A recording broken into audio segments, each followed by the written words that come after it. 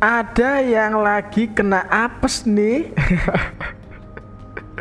Ya, pengacara yang gugat ijazahnya Bapak Jokowi ke PN Solo ini malah sibuk sendiri dengan borok mereka yang dikuliti satu persatu. Aduh, kasihan nih. Ya, setelah salah satu anggota pengacara ini jadi tersangka, ya tersangka pemalsuan dokumen kuliah, kemudian diragukan keaslian ijazahnya. Ya, sekarang pimpinan mereka Muhammad Taufik ini namanya, yang dilaporkan ke Polresta Solo karena pencemaran nama baik. Aduh, kena apes lagi nih. Ya, tanpa lama-lama yuk kita tonton saja videonya.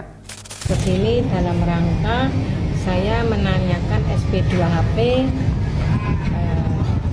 kepada Pak Kasat, dan alhamdulillah tadi diterima dengan baik oleh beliau Pak Kasat. Saya nunggu sebentar karena beliau baru sebut, dan nanti dalam waktu Pak Ingin Wah, angin ya, Pak. Mbak, terkait dengan SP2HP ini sendiri terkait laporan apa sih, Mbak?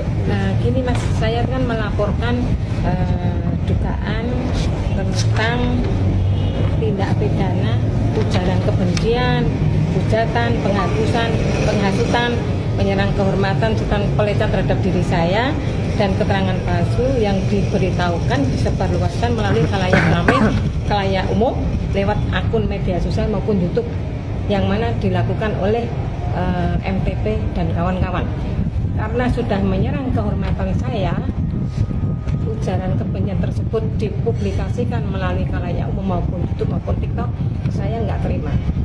Karena dari dulu orang ini selalu menghujat siapapun, ya toh, istilahnya menghina siapapun, dan ini harus saya beri pelajaran biar kedepannya tidak ada orang yang dilecehkan lagi, tidak ada orang yang dihina lagi. Dia membuat ujaran kebencian di khalayak umum, baik melalui medsos YouTube maupun TikTok. Saya nggak terima, Mas, karena saya seorang ibu dan seorang perempuan, gitu loh. Saya dikatakan bahwa Nah, ini loh, penggugat ijazah palsu Bapak Jokowi dilaporkan Asri Purwanti, ya, terkait ujaran kebencian hingga pelecehan. Wah, ini loh dilaporkan ini loh. Aduh, saya juga sangat setuju sih, Bu. Ya, laporkan itu loh, para orang-orang yang suka bikin gaduh ini loh, iya kan? Laporkan saja, Bu, nggak apa-apa, Bu. Ya, semoga Ibu ini selalu diberikan kesehatan ya. Keluarga Ibu ini selalu diberikan kesehatan ya. Laporkan saja, Bu, nggak apa-apa, Bu, itu, Bu. Orang-orang yang bikin gaduh itu. Aduh. Ini loh yang saya maksud tadi, kena apes lagi tuh ya penggugat ijazahnya Bapak Jokowi. Lo, ini gimana ini? Aduh, kita lanjutkan saja video berikutnya. Asri ini lobbynya luar biasa, ya. 12 tahun jadi tersangka, perkaranya dihentikan, tiba-tiba laporan dia yang baru tahun 2025 sekarang sudah muncul penetapan tersangka kepada Zainal Mustafa. Jadi ada 3 isu. Pertama, perkara ini tidak ada sangkut pautnya dengan TPU langsung atau tidak langsung, karena ini kejadian 2013, ya.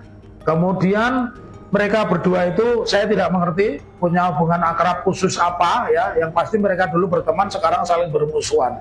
Yang ketiga, ya, Asri sudah ditetapkan tersangka, tetapi perkaranya tidak justru dihentikan. Sementara Zainal Mustafa yang laporannya baru pada tahun 25, perkaranya sudah dinaikkan dan semula perkara ini ditolak. Jadi perkara ini bukan ijazah palsu tapi menggunakan data palsu, khususnya rapor.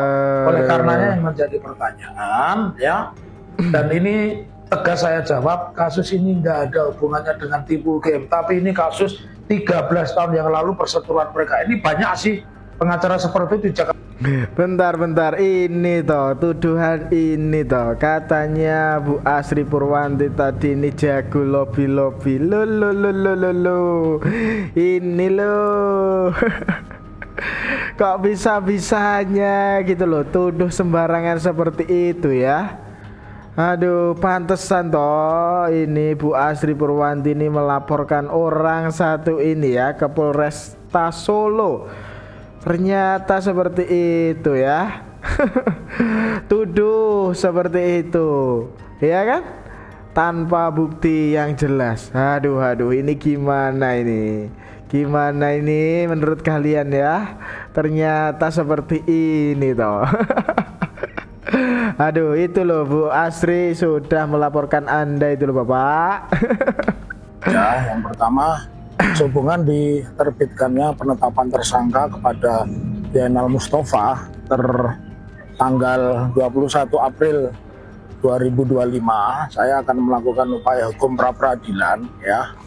Siapa yang saya pra-peradilankan adalah Kapolres Sukoharjo. Ini pesan buat Kapolres dan Kasat Reskrim, Anda ikut manuver di perkara saya tipu UGM ya, ini bukannya tanpa sebab. Itu Asri itu advokat yang jago lobby. Nah, kemudian yang kedua, saya juga akan pra-peradilankan sehubungan dengan surat 26 Maret 2025 yang juga dibuat oleh Kapolres Sukoharjo yang menghentikan penyidikan Asri. Nah, padahal Asri itu sudah memiliki cukup bukti yang lengkap. Tetapi Anda di dalam surat menyebut bahwa dihentikannya perkara Asri karena tidak terdapatnya cukup bukti. Nah, padahal sesuai 184 sudah terpenuhi. Apa itu? Satu, bahwa Asri membuat surat kuasa, Asri membuat surat gugatan, di mana di situ mencantumkan Asri Purwanti SMH, advokat. Yang ketiga, Asri juga menerima uang honorarium, ya beberapa juta begitu. Dan yang keempat, sudah beberapa saksi diperiksa, termasuk polisi yang membuat penetapan Asri sebagai tersangka. Nah, jadi jangan gembira dulu ya untuk Kapolres Sukoharjo dan Kasat Reskrim. Dan yang ketiga nih, saya juga akan mengadukan kalian ke Kabid Propam Mabes Polri, ya, juga kepada Komisi 3 dan juga Kompolnas. Nah, yang terakhir buat Asri, kamu jangan gembira, dan juga pengacara di belakang Asri yang coba manuver ya, sudah banyak advokat itu ditangkap ya. Nah, mudah-mudahan kamu tidak menyusul yang berikutnya. Jelas? Aduh, ternyata seperti ini ya cara mainnya orang satu ini. Muhammad Taufik ini ternyata seperti itu loh. Aduh, ini ya gerombolan yang menggugat ijazah Bapak Jokowi ke PN Solo itu ya. Oh, ternyata seperti ini kelakuannya di belakang ya ternyata. Oh. Aduh, gimana ini menurut kalian ya? Gimana coba kalau sudah begini? Tulis pendapat kalian di kolom komentar ya, dan kita lanjutkan saja video berikutnya. Oke guys, ketemu kembali. Ini tapi Muhammad Taufik lagi nih. Mix yang kecil itu ya. Jadi aku terpaksa di mobil karena di sini kebetulan ramai banget. Ini hari Sabtu, Stadion Manhattan atau Manahan Surakarta. Nih guys, semua orang yang punya niat baik, punya tujuan baik, ternyata diketemukannya juga dengan orang baik. Dan alhamdulillah semalam saya pukul 10 berkomunikasi dengan insinyur ya, Komardin Didin SH ya. Ini orang yang multi talent. Beliau ini seorang pengusaha, pemerhati sosial, tapi juga punya license sebagai advokat. Apa guys, kita mau kolaborasi dan insya Allah Kamis tanggal 22 Mei ketemu di Pengadilan Negeri Sleman, akan kolaborasi mengajukan gugatan ya. Jadi beliau sudah mendaftarkan perkara. Nah, saya tinggal intervensi saya karena saya juga mengajukan gugatan di Surakarta. saya melibatkan diri supaya tujuan saya intervensi supaya ijazahnya yang konon ya, karena nggak ada yang lihat cuma polisi, konon yang disimpan di Mabes Polri itu tidak bisa dijadikan bukti kecuali permintaan hakim. Oleh karenanya kita ajukan gugatan di Jogja dan di Surakarta. Nah, begini ya guys, baik kita berpedoman pada hukum acara perdata maupun HIR ya. Ketika penggugat itu meminta alat bukti tergugat untuk dihadirkan, maka hakim bisa memerintahkan ya untuk menghadirkan alat bukti ijazah. Jadi ini luar biasa. Nah, saya dan Bang Komardin Didin sudah sepakat kita akan bikin gugatan seluruh Indonesia. Waduh. Muhammad Taufik ya rencanakan bakal bikin gugatan seluruh Indonesia. Widih. Gak ada habis-habisnya ini loh ya tentang ijazahnya Bapak Jokowi. Ini ada salah satu lagi. Ini ada Muhammad Taufik ya. Aduh. Bapak Jokowi lagi yang diserang.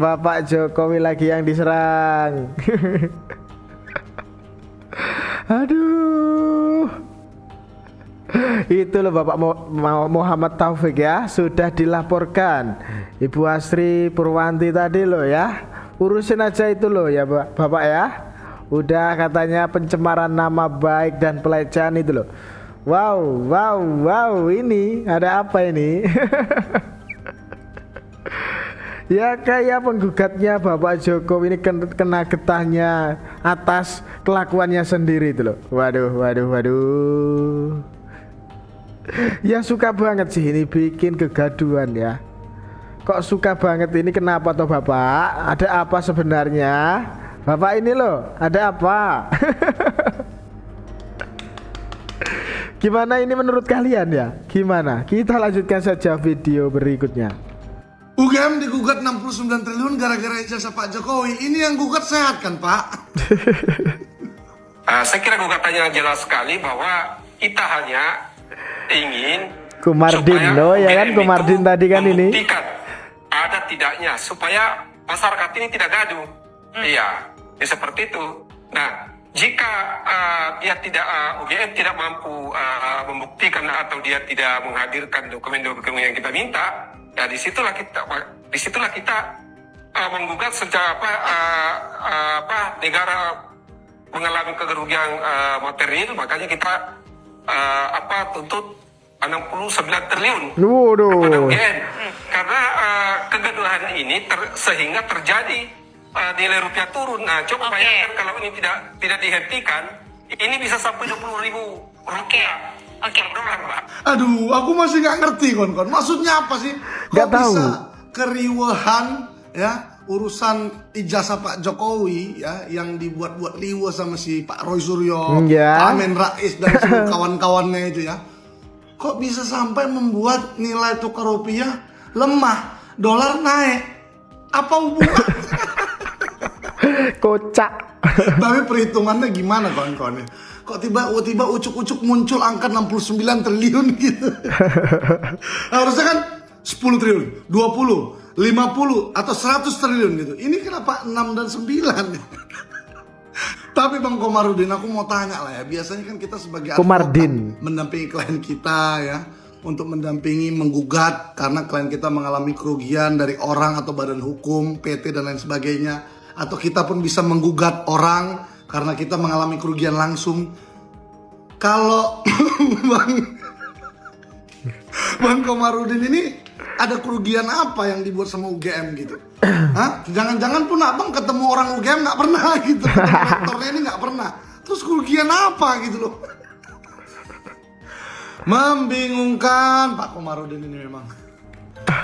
Membingungkan emang ya, kok tiba-tiba menggugat 69 triliun ini dari mana coba? Emang ya aneh-aneh bener ini para pembenci-pembenci ini ya, aneh-aneh bener, kocak-kocak semua ini loh. Aduh ini gara-gara Roy Suryo dan kawan-kawannya itu loh. Lah ini anak-anak buahnya ini jadi seperti ini. Aduh, kocak bener. Roy Surya udah kocak, lah ini bawahnya yang juga sudah kocak juga ini. Aduh, tambah kocak sekali ini loh. Gimana ini menurut kalian ya? Tiba-tiba sekali loh 69 triliun ini dari mana maksudnya ini loh? Jatuh dari langit madus gitu ya? Atau gimana ini? Wow, tidak terpikirkan dalam pikiran saya ini.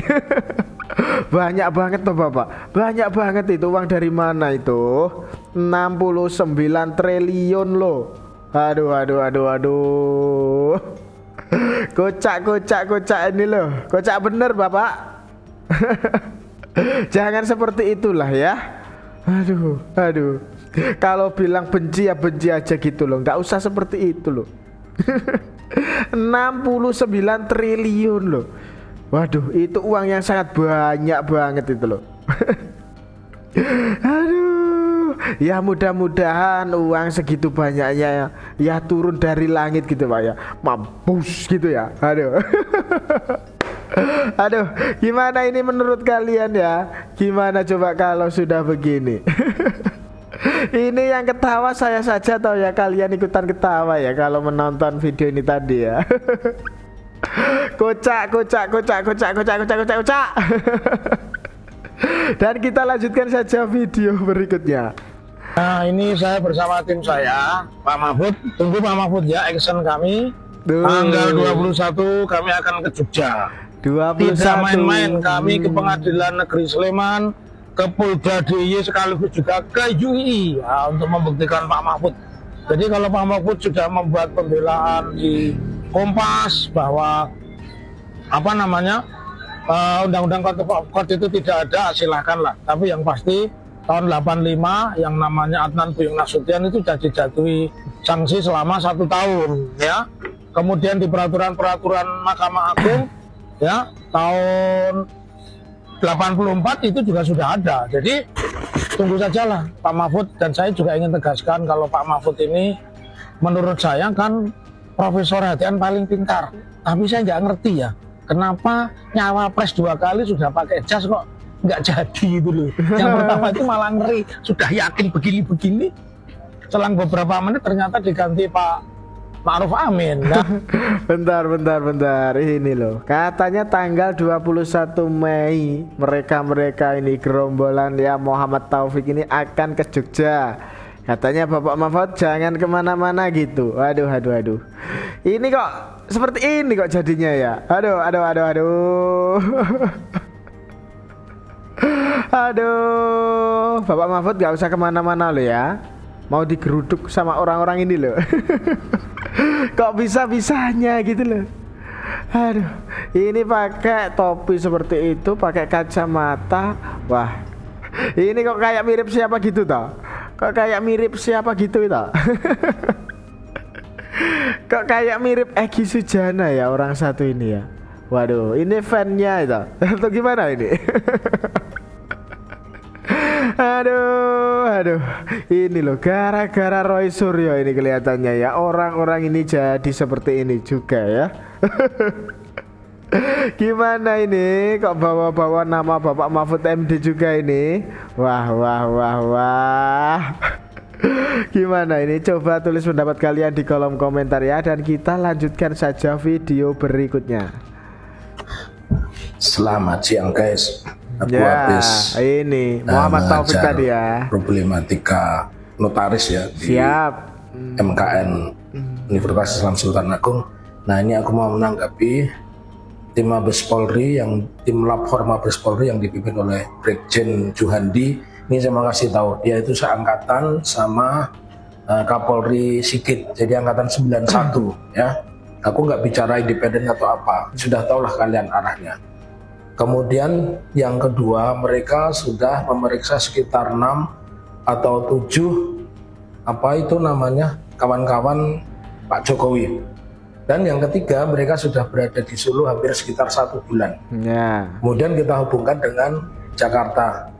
Nah, dari pernyataan ini jelas ya guys, itu sudah disiapkan itu. Orang laporannya Pak Jokowi baru 14 April kok ya. Ya. Bersamaan sidang mediasi pertama. Kok tiba-tiba mereka sudah mengirim tim ya. Jadi nampaknya ini banyak disinyalir banyak orang, beberapa pakar itu menyayangkan harusnya Jokowi, polisi itu tidak mengandalkan kekuasaan tapi coba menghormati hukum. Biarlah gugatan perdata di Pengadilan Negeri Surakarta ini berjalan dulu. Nah ini sepertinya kan muara ini mau diselesaikan lewat laporan di Polda Metro. Dan anehnya sebelumnya sudah dilaporkan tentang dugaan ijazah palsu ini oleh Egy Sujana ya, dan kawan-kawan di Mabes Polri tanggal 9 Desember 2024. Nah, itu tak kunjung diperiksa, tapi tiba-tiba laporan Jokowi 14 April sudah diperiksa dan sudah begitu banyak orang. Oke, kita analisa. Bentar ya. Ini loh lagi-lagi Muhammad Taufik ya. Salah info ini kelihatannya ya. Kok kayak menarasikan ya konspirasi kalau Polri ini bantu Bapak Jokowi seperti itu toh. Aduh. Ini loh, jangan terlalu berpikiran buruk terus toh Bapak. Jangan terlalu mikir buruk terus. Ini kata-katanya juga kayak sama seperti Roy Suryo ya. Ya kayak sudah tidak percaya dengan ya keadilan di negeri ini loh.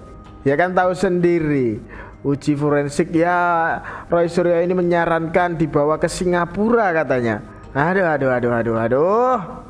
Dokter Tifa ini sudah berkolaborasi katanya juga dengan Amerika, Australia dan Eropa. Aduh, nggak tahu lagi sama mereka ini, nggak tahu lagi ini gimana menurut kalian? Gimana coba kalau sudah begini? Heran nggak sih sama orang-orang ini, gerombolan ini? Aduh, semakin hari ya kok malah semakin kocak ini. Gimana ini menurut kalian ya? Coba tulis pendapat kalian di kolom komentar ya. Dan kita lanjutkan saja video berikutnya. Mungkin karena komentar Prof. Mahfud ini dilontarkan ketika proses gugatan ini sedang berlangsung, sehingga dianggap akan mempengaruhi jika ada masyarakat yang juga ingin mengajukan gugatan yang serupa, Prof. Nggak tahu, saya urusan dia. Kan saya mengomentari perkara yang sudah diputus. Yang dikatakan sendiri oleh Rizal Fadila bahwa kami ditolak, maka saya arahkan ke pidana saja, kan gitu. Dan sekarang udah benar, ke pidana saja. Tetapi kawan ini menangkap bahwa pandangan Prof ini mempengaruhi hakim, sehingga perkara yang dia lakukan kalau cuma mempengaruhi hakim netral ya, ya terserah aja orang berpendapat. Tapi dia mengatakan, Mahfud mengatakan perkaranya Taufik ini akan ditolak. Padahal tidak pernah ada. Saya nggak tahu kalau dia gugat kayak apa gitu, itu perkara lokal kecil gitu. Dan Taufik itu siapa gitu, ini gitu ya. Mungkin. Oh tapi begini, bukan soal itu. Kalau itu sih nggak terlaluan saya. Orang ini Mas Don Bosco ternyata nggak tahu ilmu hukum. Hukum. Coba bayangkan Anda dengar, Mahfud akan digugat contempt of court ke peradilan pidana, akan saya pidanakan. Bodoh dia itu. Nggak ada di hukum pidana kita tuh konten. Apa landasan buktinya? Waduh, ternyata seperti itu. Ya sampai Bapak Mahfud MD ini yang mengatakan ya Taufik itu nggak ngerti hukum katanya, nggak paham hukum ini. Waduh. Sampai kata-kata bodoh ini keluar ini. Wah, ternyata ini setuju atau enggak ya kalian ini? Bapak Mahfud MD ini mengatakan seperti itu ya untuk Muhammad Taufik ini tadi. Pas atau tidak ini? Aduh. Ya kalau Bapak Muhammad Taufik ini menonton ini ya, kelihatannya semakin panas ya. Ya ini kelihatannya semakin gimana ya, semangat ini. Katanya mau bikin gugatan ke seluruh Indonesia. Waduh, waduh. Ini gimana? Ya Bapak Muhammad Taufik ya, ini loh. Ya urusin saja itu. Ada laporan itu, Bapak dilaporkan oleh Bu Asri Purwanti itu loh, soal ya pencemaran nama baik dan pelecehan katanya. Urusin itu aja dulu loh ya. Kalau nggak diurusin ini bisa masuk penjara loh Bapak ya.